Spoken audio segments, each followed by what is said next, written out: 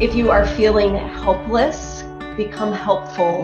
And that in itself can completely turn you around and change your entire mindset.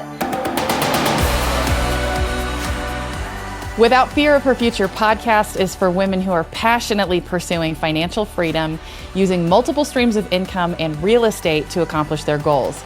We are here to empower you to be brave, dream big, and design a life that you love that inspires others to do the same. I'm your co-host, Andrea Engstrom, a real estate investor and business coach and co-founder of the Partnership for Realtors. And I'm here with my co-host, Tresa Todd, founder of the Women's Real Estate Investors Network and author of the best-selling book, Without Fear of Her Future.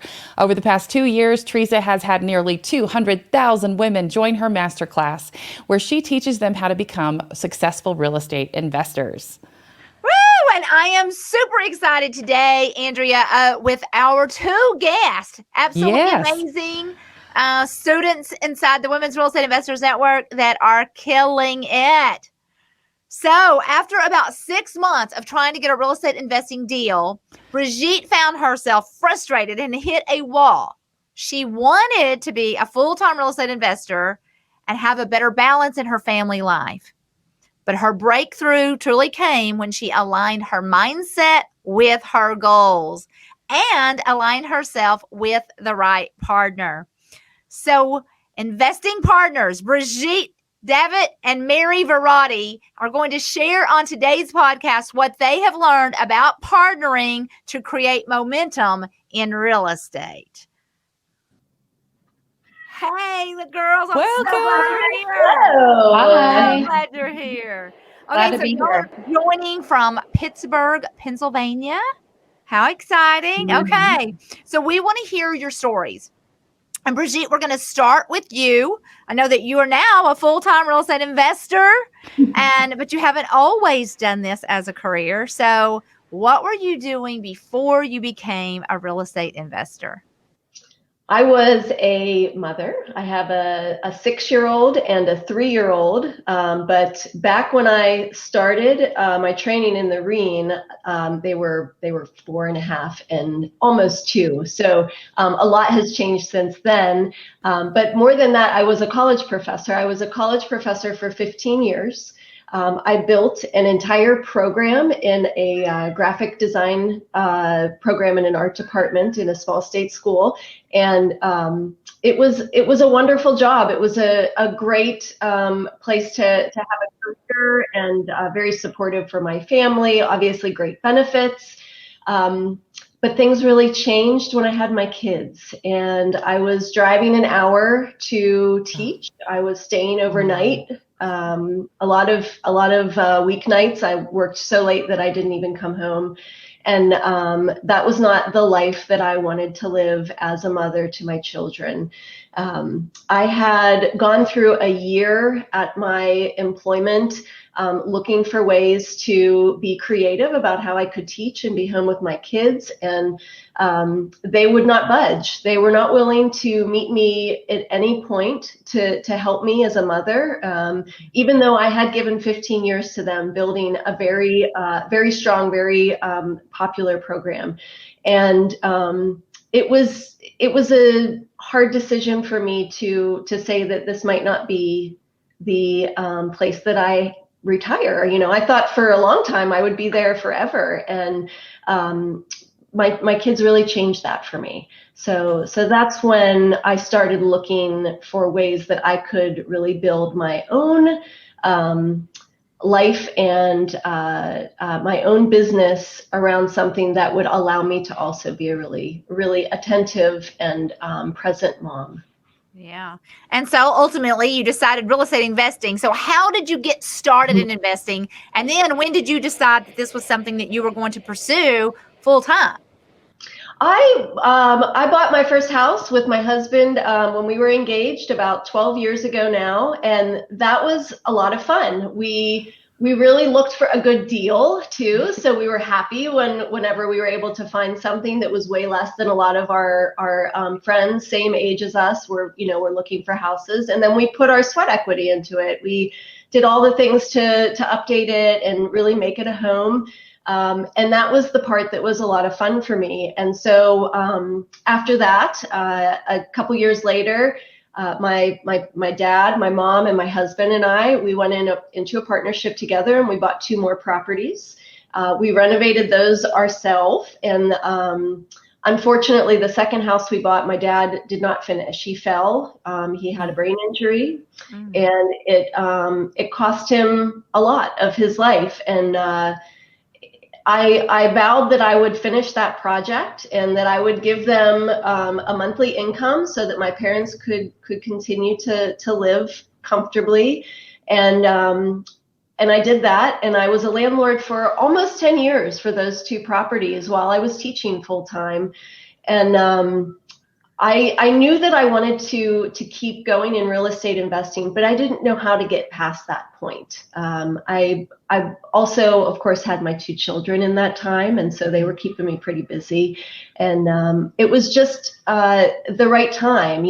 Things were not looking like at school that I wanted to stay there. My kids, I wanted to be home with my kids, and I started searching for more properties. I just started looking again. I started looking at commercial real estate. I didn't really know what I was doing. I just knew I wanted to be an investor, and so I needed to look at properties. And that's when I found the WREIN. And it was at that point when I joined the Masterclass. In that week, I think an amazing transformation occurred in my life that I could have never expected. And I just knew at that point that things were really going to change very quickly. Yes. And Brigette, I remember you and I joined the Women's Real Estate Investors Network in the same group at the same time. And you were one of those shining faces that would turn your camera on because we were all on Zoom during the pandemic. And I just remember being so encouraged and inspired by you. And I invited you, like after our classes were finishing up, I was like, you have to keep meeting with me. We have to still be friends. How are we going to stay together? But I remember through those months, you were working it. You were putting in offers. You were doing the thing, but you weren't gaining the traction that, when we looked around, you were like, why am I not getting deals? And then you had a breakthrough that happened, and it just gives me chills. But tell us about what broke free in you, or what was it that happened in you that really allowed you to help jumpstart, making a big move? Yes. So the training that I received was, the foundation, getting that education for 3 months. That changed everything for me in terms of I can actually do this now. This all makes sense to me. I understand. And then I felt like I was spinning my wheels for another 3 months after that. I was teaching while I was in the mentoring program. So I was still kind of focused on my students and finishing out the semester. And once the summer hit, I really went at it, 40 to 60 hours a week trying to figure out advertising, making offers, finding off-market deals, and nothing was happening until I went to a mastermind retreat. And we went to Nashville. It was about 20 of us from the December, January classes in the WREIN. And I realized at that point that I was doing all of the things, but not in the right order. And I wasn't focusing on the one thing I really needed to do, which was just make a ton of offers and find lots of properties, because I can't get to the next step until I get a good deal. I left that retreat on fire. I had learned so much about mindset, about writing down your goals, about creating a plan to make your goals a reality. And that was the first step. It's like, well, my goal is to find a deal. Well, step 1, I have to look at properties and make offers. And I went home and I made 5 offers in 24 hours, and I got 3 properties under contract. Ooh. That is awesome. That is absolutely awesome. That's what it takes. That is absolutely what it takes, is actually doing the right thing. So you can have all the knowledge, but when you really start doing the actual thing. So you actually have now quit your job and you're full-time real estate investing. So how did you know it was time? Well, the rubber really met the road in August because I had August 1st, I had to decide if I was going to request 2 years of child rearing leave at my full-time job or if I was going to resign. They were not giving me anything in between. And the child rearing leave was without pay, without benefits. They said they would hold my position for 2 years. That still sounded pretty good. If things don't work out, then hopefully, 2 years from now, I can go back to my teaching job. Not what I wanted to do, but always nice to have a backup plan. So I requested the 2 years, and they denied my request. They said, we've actually switched presidents, and now this president is not going to allow any child rearing leave requests. So you can either you can quit, or we'll give you a part-time position at a very reduced pay. And I was, at that point, I was heartbroken because I had felt, again, like a sense of betrayal, a sense that I had spent 15 years building something that I thought was mine, but in the end did not belong one bit to me and could be taken away in a blink of an eye.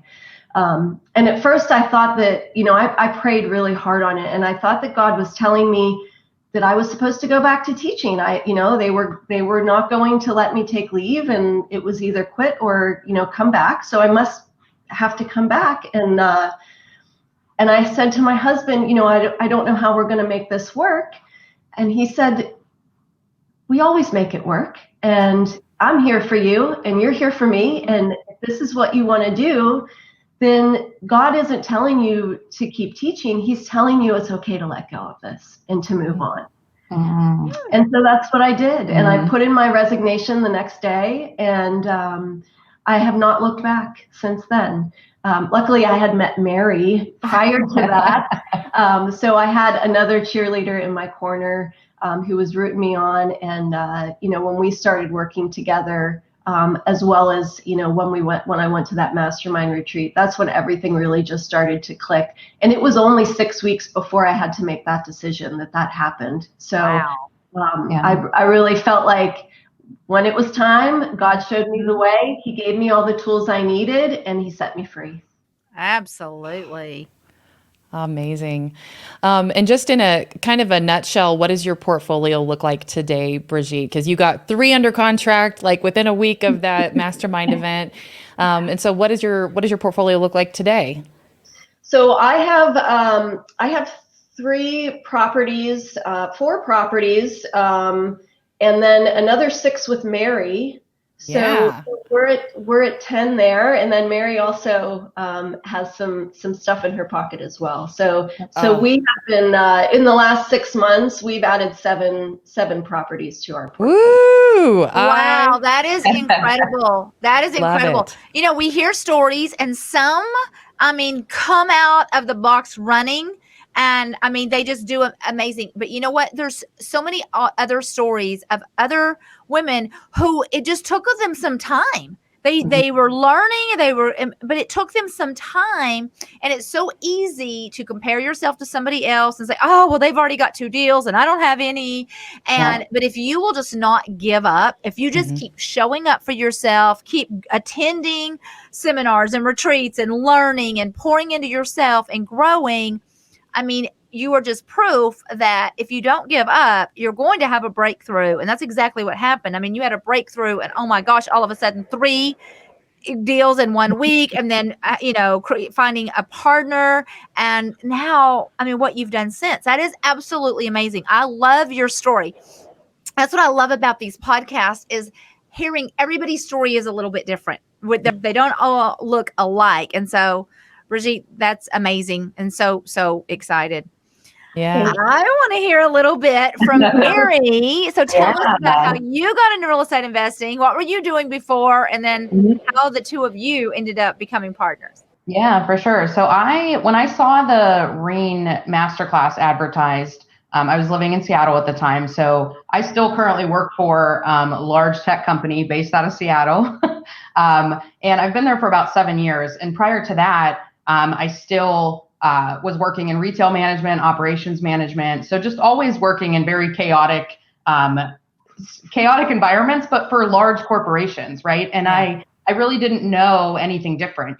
Both my parents worked for large companies, still work for large companies. Western PA is very blue collar. Like you just work your butt off every day and hope that you can retire someday, right? Like that was ingrained in both of us, I think, growing up. So, I was always a go-getter, always wanting to do more, was successful in my career, was able to move across the country to California, Seattle. But I just always felt like something was missing. And I never really figured it out. I never really decided like, okay, do I want to go this way? Do I want to go that way? But I knew that it wasn't staying with a corporation long term, right? So I started thinking through, what are the other things I like to do? Very passionate about fitness, nutrition, specifically like lifting and bodybuilding type stuff. So I was like, okay, like, that's a passion. That's my hobby. It's basically all I do besides work. So maybe that'll be something.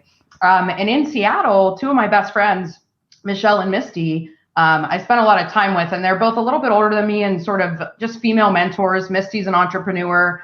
So she was practicing her life coaching on me when I would go over and visit. Yep. Awesome. And I was like, yes, I'll take it. Yep, for sure. I was like, ask me whatever you want. Let's do this. Right.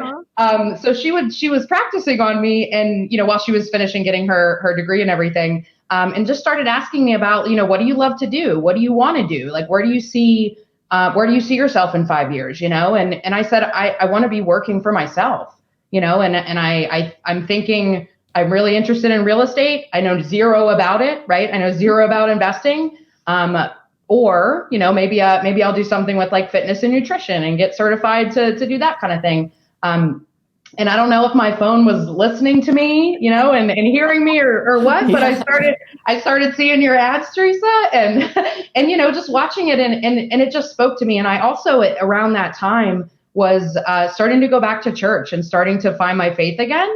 And so it was all just kind of perfect, and I grew up Catholic, 12 years of Catholic school, all of that good stuff. But I always felt like something was missing. And then one of my good friends asked me to come to church with him when I was in Seattle, and it was a Christian church and I'd never been, and I fell in love. And that was about 2 months before I did the WREIN class. So it was kind of all coming together for me, and it just felt so right. I was like, I don't know what's telling me to do this, but I got to do it.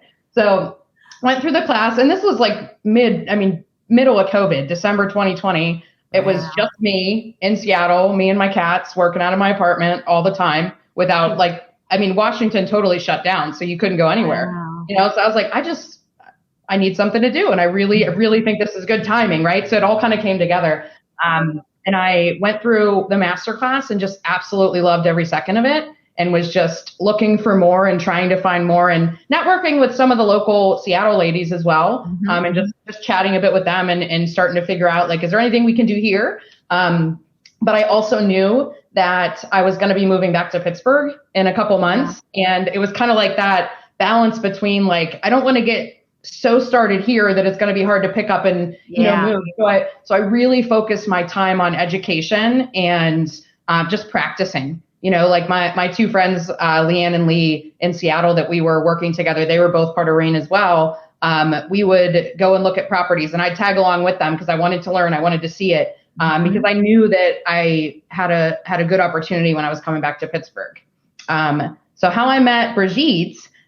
So I remember in January, it was shortly after the masterclass started, she introduced herself in the group. And I remember having like a freak out, and I was like, oh my gosh, there's somebody else in Pittsburgh. Like I hadn't seen anybody else like from PA, from anywhere over there in the group yet. So I immediately messaged her, and we were actually reading through our text messages and our Facebook messages the other night. And we were just kind of laughing because everything we said to each other is still what we're trying to do now, and kind of still the same goals that we have. Yeah. So it was a good reflection for us, but we just stayed in contact. I wasn't quite sure when I was going to be heading back. And you just kept saying, like, let's meet when you're settled, when you're here, let's meet. And about a month after I think I moved back, we met June 7th or 8th? June 8th is the first time we started marketing together. Oh, okay. So we call it our anniversary. But, I love it. But yeah, so we just had very similar goals, and I think morals and just ethics, and just it was a perfect a perfect match, and we are incredibly lucky, and we thank God every day that we were matched together. But no, we just really, I think we're both go-getters. We both are incredibly driven and motivated, and we both have strengths that the other doesn't. So I think kind of coming together, it's the puzzle pieces fit, and we started working together. We didn't have a name. I think you had a logo that you made a while back and said, hey, we could just start using this on our postcards. And we said, okay. And now it's our logo, right? Yeah. We were, I know I was hesitating to take action because I was worried about not knowing, and she really helped me understand that that's okay, right? It's completely okay. And we are only going to be able to scale our business if we continue to take action every day. Tell us about who does what in the partnership. You mentioned that you guys started marketing together, but who does what in that? And then when you get a deal, what happens from there as a partnership? Yeah. I think we split. It's almost like we have it split in thirds. Like Brigette is boots on the ground because I have my W-2 job every day. But where I can sneak in and out, I'll do it. Anything administrative, marketing, just bank stuff, writing up contracts, any of that, I'll take care of because I'm typically going to be at a computer. And then I think whenever we do get leads, we both try to get there because we want to be a part of it, and I think there's only been a few times where one of us couldn't go to a lead, right? Yeah. We'll try to kind of take turns. Also, I would say being in charge of the different deals we get. If we go on a lead together and one of us is obviously building more of a rapport with the seller, then that person will take the lead on that. And then usually they'll be the point of contact moving forward with that contract. I'm more on the boots on the ground, as Mary said. I'm dealing with the contractors. I'm designing the spaces. I'm choosing the finishes. I'm meeting with them weekly. I'm making sure that they're getting paid and we're going through the checklist. I'm also a designer by trade. So Mary reminds me when it's time for a new postcard and we talk about what it should be. I'll put it together. She's teaching me slowly. And Mary actually is in charge of our social media. So she does all of our posts on Facebook, Instagram. We're starting a Twitter, or not a Twitter, TikTok. TikTok. I love it. We're learning TikTok. We did a presentation at a local REI investor meetup, and it went really well. And we also are, really looking forward to doing more speaking events, more education. It's been really enlightening to see the Pittsburgh kind of makeup of real estate investors, and we're finding these amazing women. They're finding us. They're seeing what we're doing, and they're coming to us. One of our most recent deals that we just sent out a contract from came from a woman who knew another woman who found a house in a really great area but didn't know what to do. She connected us with them, and now hopefully we're going to have another partnership come out of that. So just getting it out there and supporting other people who are interested in investing is the a big part of our partnership as well. Yeah, I love the partnership. I am the kind of girl myself. I love to do things with other women. I mean, if I have a choice of doing it by myself or doing it with someone else, I'm always going to choose doing it with someone else, especially when you can find the right partner. Oh my gosh. And so I love seeing the partnerships that have taken place inside the Women's Real Estate Investors Network. I absolutely love it. I love seeing y'all when you post things together and when all the women are meeting up. I just love it because for some women as well, just like both of you have said, you bring a certain amount of gift, and your talents, but somebody else can bring their gifts and their talents. And now you merge those two things and you're twice as strong, as well as I think you give each other confidence. It's easier to go on a lead when you've got somebody else with you. It's easier to negotiate. It's easier to even fight with your contractor. It's, if you've got somebody, you've got your back. So, man, I absolutely love that y'all have partnered up. So So tell us, what mistakes have you made in partnering, that other people can learn from? Yeah. I think our biggest lessons with an S apostrophe learned is anything and everything with picking and choosing a contractor, the right contractor, making sure we know how to vet them, how to go and check out one of their sites. We are very much like first impression people, I think, too. So sometimes that can be misleading, right? So that's the lesson learned we got with one of our contractors was we didn't do our due diligence and really vet it out and make sure that what he told us his experience was the experience, right? Yeah. And that cost us money in the end. But it also taught us a lot of valuable lessons. I think one of the things that we took away was we're actually glad it happened early on in our real estate venture so that we could learn that very quickly and not make as a mistake that's going to cost us even more money a year down the road. Absolutely. So, yeah. Absolutely. Yeah. Tell us about, what have you learned in working in a partnership that would be helpful to someone who's considering working with a partner in real estate investing? Like, what are some of your best tips? I would say don't do what we did and jump into like three properties together right away and start an LLC. We had another partner. And she is no longer our partner. So we did learn that what we have is very unique, and not every person that seems to have the same values and goals that we have is going to end up being the same as what we expect them to be. Lots of open communication. Do a partnership quiz together. Ask questions of each other. Fill out the questions and talk about your what you bring to the table, what your goals are, how many hours a week you're willing to contribute to the partnership.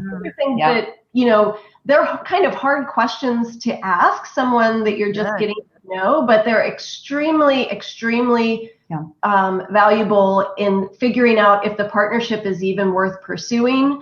If it's going to be just a JV, if you think there might be more in the future. But just do one thing at a time, and don't get in over your head. I am so blessed by Mary and everything that we've been able to do together. But I don't think that it's common. I don't think that our other conversations with investors or potential partnerships, once we learned what questions we should have asked each other a long time ago, and we asked those of other people, it is more common that we, decide that maybe we won't end up partnering as much. But we're still finding good ones, and by asking those questions right away and making sure that we're all, in alignment. Yeah, I think the transparency piece as well with communication and just not being afraid to have tough conversations with each other either. And not necessarily like about, like, I don't know if we've ever had like an argument, right? Like I think we just get along really well, but having those conversations and being able to navigate conflict as a pair is very different than doing it individually, right? So I think like I have to constantly say to myself, like, I need to partner with Brigette before I make this decision, or I need to, you know what I mean? And I think just learning what that, you have to make a couple mistakes, but learning what that should really look like, and what a true partnership, like where should we both be making decisions? When can we have the autonomy to not make decisions? Like figuring all of that out. I think just the operational structure easier. Well, you all have done some awesome things. What are you each most excited about working on next? And what are your goals for the future? Brigette, you go first. What are your goals for the future, and what are you excited about? I am extremely excited about creating more experiences for people. What I love about real estate is I get to create. I'm a creator at heart. I love designing things. I love just giving people something that they don't get in their home or from a regular rental. I like doing things that are outside of and above what I'm seeing around me in my community and in my city. I also really have a goal to start making more of an impact in my community, doing more public art. I'd say my biggest goal is that there will be a mural on every single property that I own eventually. Love it. And I want that to be a way for me to support artists. It doesn't have to be a mural that I make. It can be a way for me to use what I have created to support other people in my community in other ways. Yep. Love that. Love Beautiful. That. And you were talking about short-term rentals. How many short-term rentals do you have between you? We have 2 that are up and running, 2 that are almost ready to go, one that is in the beginning renovation stages. And I think our goals for this year were to have 5, and that's 5. So awesome. Right? You're nailing it. You're nailing Everything it. Everything else is just gravy. Nailing it. Yeah. Absolutely. Okay. And Mary, tell us for you, what are you most excited about working on next? What are your goals for the future? Yeah. I think scaling the business. And I think in order for us to do that, the first thing that needs to happen is for me to get to a place where I can leave my W-2 job. And, supplement. I know I won't be able to supplement all of the income right away, but to be able to get to a place where I can step away and from that and really immerse myself. We do a lot with me working full time and doing the real estate investing. We can only picture what we can do if I'm fully in it. Right. So I really, really I love my job, but it's not forever for me, and I really want to have that exit strategy in place. And really plan that out this year financially with everything and just figuring out when can I do that and then work backwards from that date. Love it. Love it. Love it. Well, you've both done amazing things, and I'm so excited about all your goals and all that you're doing. And I can't wait to watch it all. I love being on this journey with you and just watching what you are doing. I just wanted to mention, when you were talking a little bit earlier, you're talking about that you had just started going back to church. And if our listeners just are picking up constantly, we are throwing, you might hear us say, well, we felt like God led us this or that. And so we are a very faith-based organization. And so part of what we do is just realizing that God wants us to walk in abundance. And knowing that and knowing that he's with us on this journey, he gives us the courage and the faith to step out and to do the harder things. And y'all have certainly been an example of that. And so I'm just excited and proud of both of y'all. So glad that you're a part of the Women's Real Estate Investors Network. Thank you. I don't know where we would be without you, Tresa. Changed our life. Awesome. Well, we like to ask our guests for 3 takeaways, and there's 2 of you, so I'll let you figure out how you want to handle that. But what 3 things would you advise an investor or entrepreneur who is looking to be brave or to grow or is perhaps feeling stuck where they are? Go ahead, I'll let you start. Thanks. Yeah. So I talked earlier about the mastermind retreat that really it just filled me up with so much that I had not gotten to that point about my own abilities and courage and just taking the next steps. So I think something really important for someone who is stuck is to go out and seek someone to unstick you. Find other people who you that you feel comfortable talking to a lot and talk to them about what they're doing, get their advice, give them advice. I remember Clifford saying once, if you are feeling helpless, become helpful.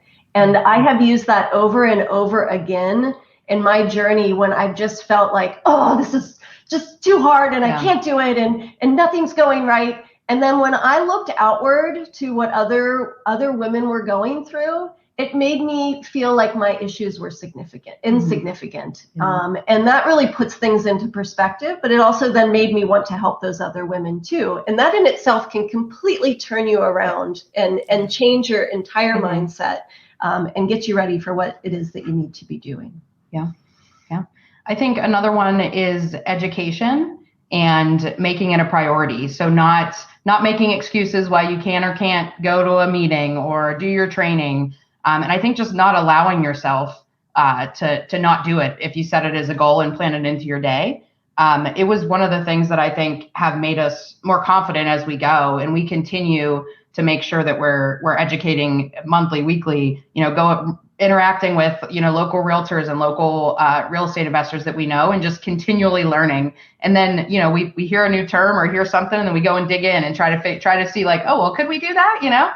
How do we learn more about that? So I think that educating now so that you're confident enough to get started, but then also have some sort of continuing education in place.